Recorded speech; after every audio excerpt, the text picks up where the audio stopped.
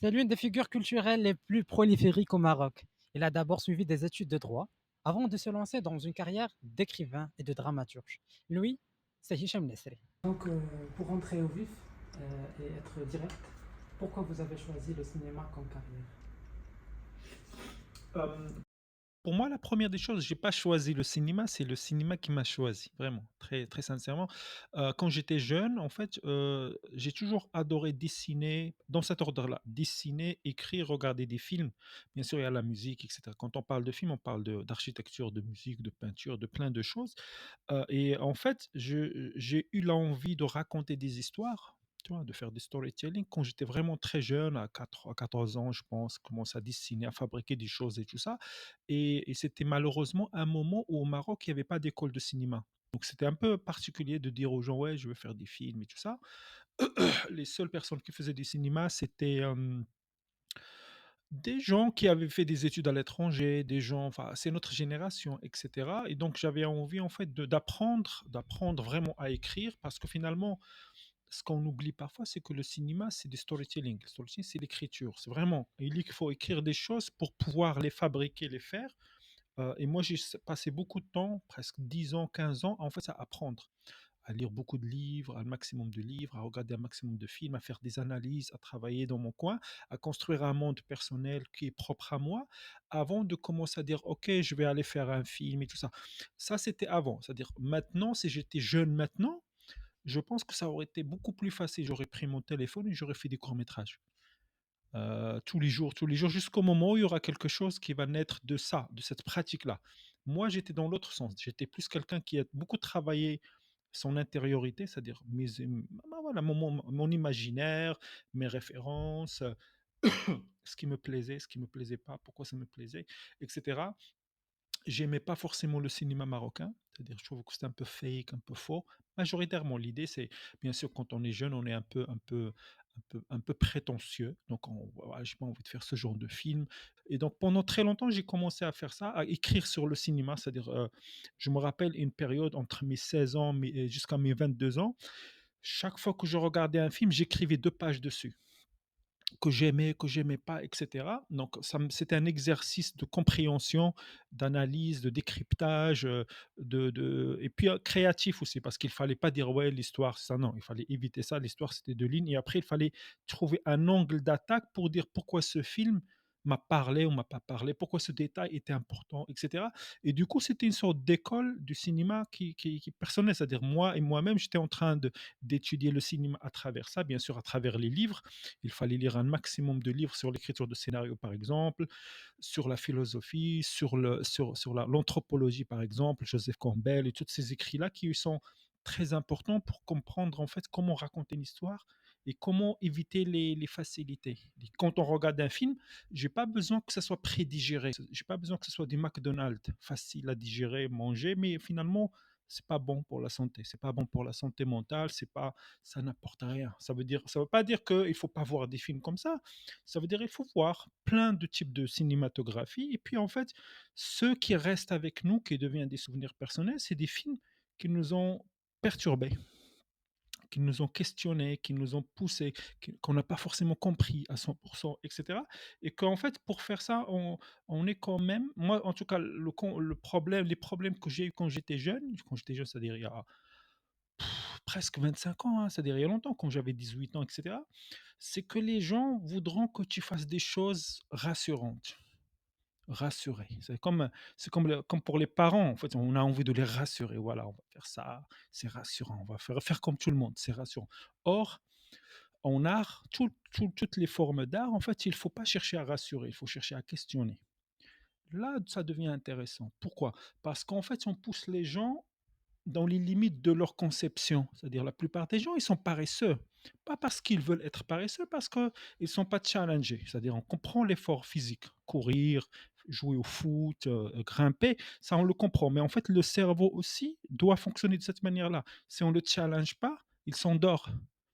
Et on se retrouve avec des gens qui ne sont pas cultivés, c'est pas grave, mais en fait, qui soient dans des esprits étriqués, c'est-à-dire un narrow-minded. Ils voient pas beaucoup, en fait, ils sont enfermés, ils lisent pas, et cetera. Et surtout qu'on sortait d'une époque, en fait, même maintenant, c'est toujours le cas, mais On avait peur de la philosophie, les gens ne lisent pas, on est quand même dans un pays où on dit, اللي تيقرا تيتسطى, tu vois? Mes courts-métrages, c'était toujours j'ai commencé à écrire des nouvelles, قصة القصيرة, de la poésie et cetera, du théâtre, parce que c'était ça. Pour moi, mon entrée, c'était ça.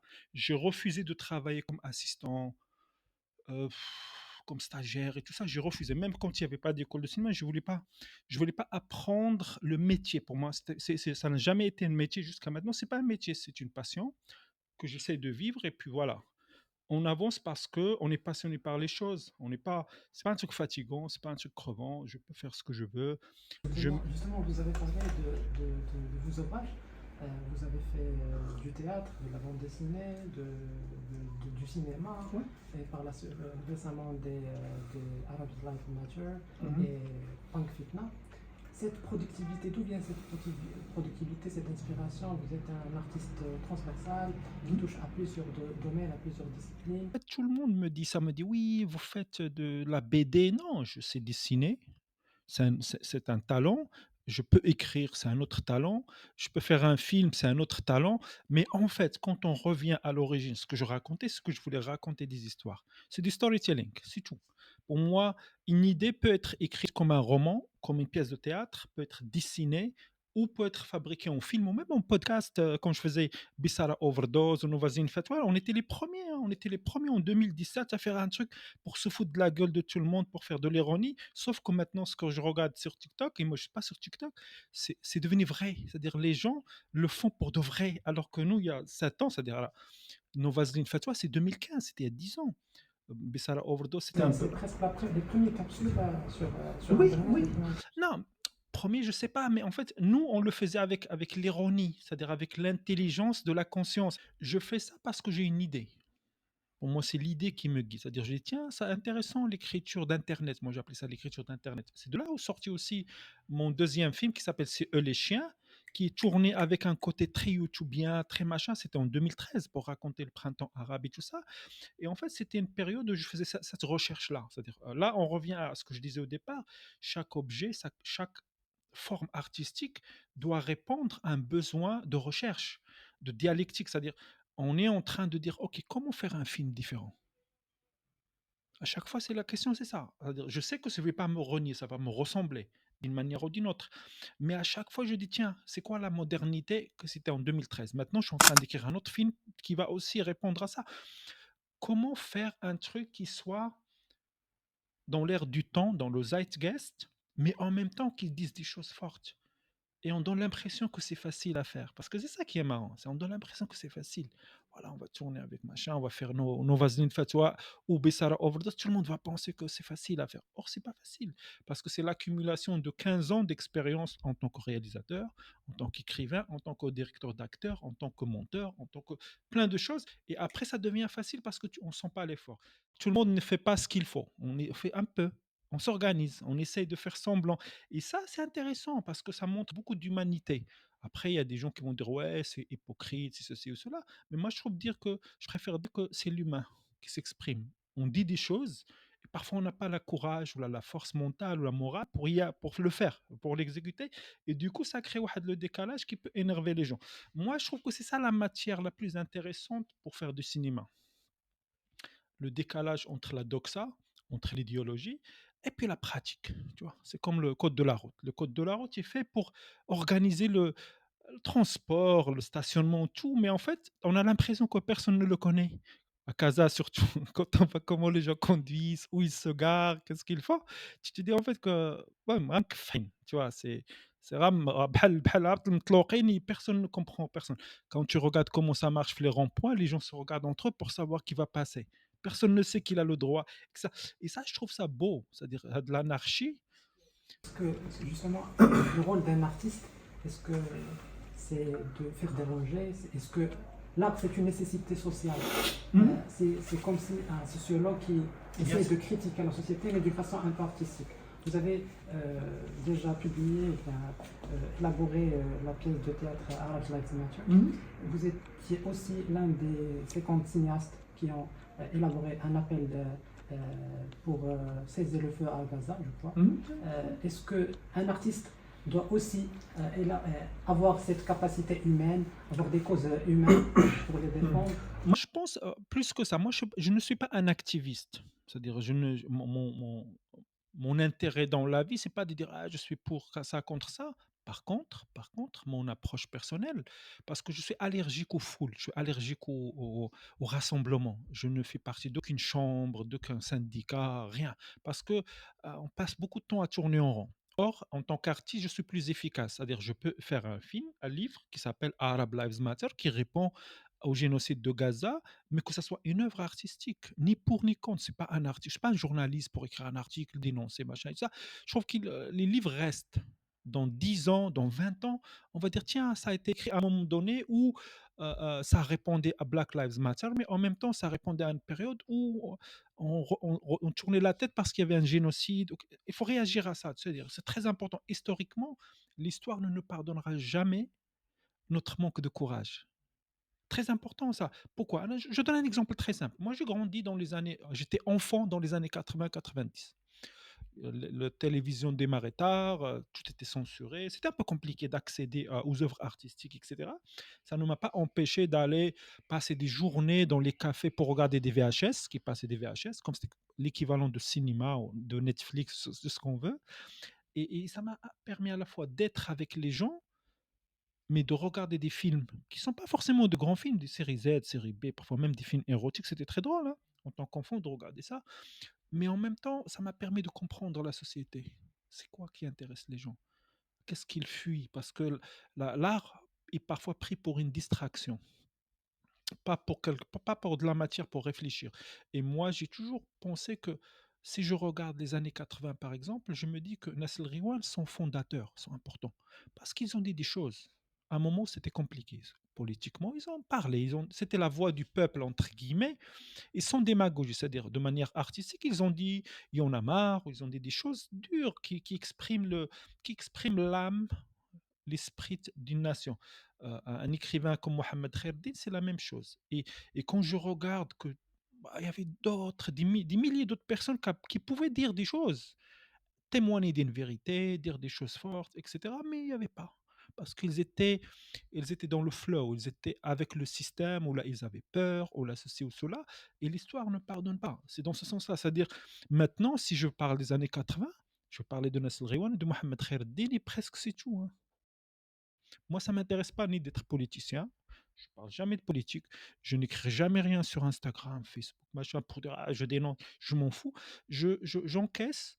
Et quand je vais écrire quelque chose, je l'écris aussi avec cette émotion-là parce que ça doit être artistique.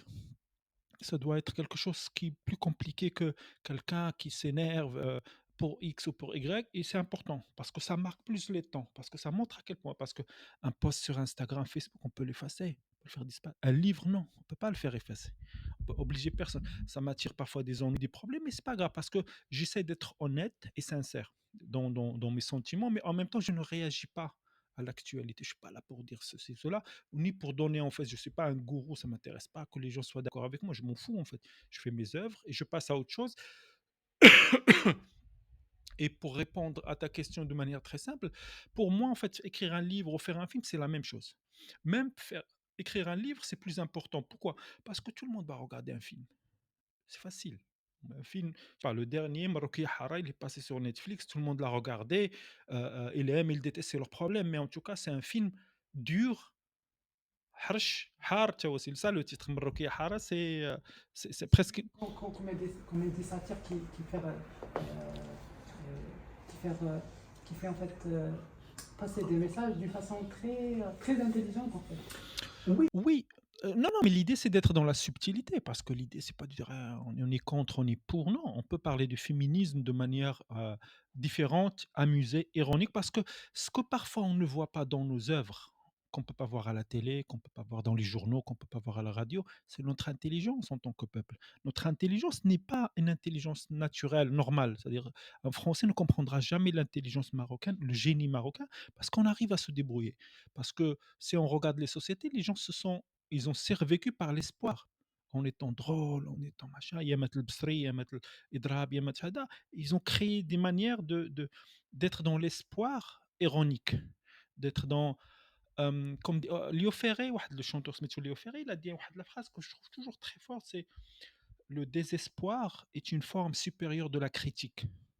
Par désespoir, on critique le statu quo, on critique la société, on critique les choses qui marchent pas, mais l'idée c'est de proposer.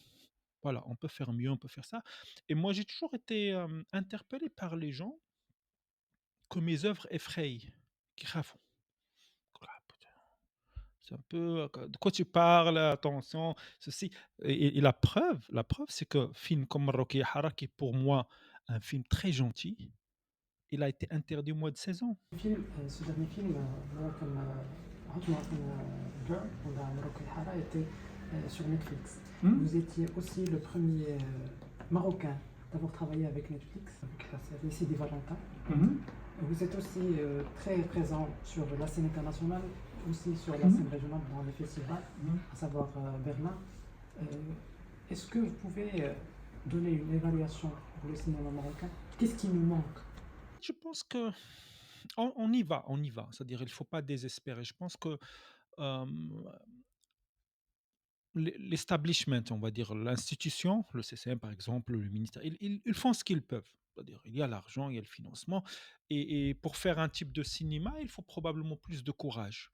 Malheureusement, c'est comme ce qui se passe à la télé. Beaucoup de fois, en fait, les gens qui fabriquent ne sont pas passionnés. Dans ces contextes-là, on ne peut pas fabriquer des œuvres révolutionnaires, on ne peut pas fabriquer des œuvres, miraculeuses. On va fabriquer, c'est une table au belra ou la tagine, c'est un peu la même chose et ça, c'est problématique parce qu'en fait, on n'a pas le nerf. Le nerf, c'est quoi? C'est le nefs, tu vois? De faire des choses différentes. Du coup, en fait, les œuvres sont على قد الحال, tu sais, on va dire ça comme ça.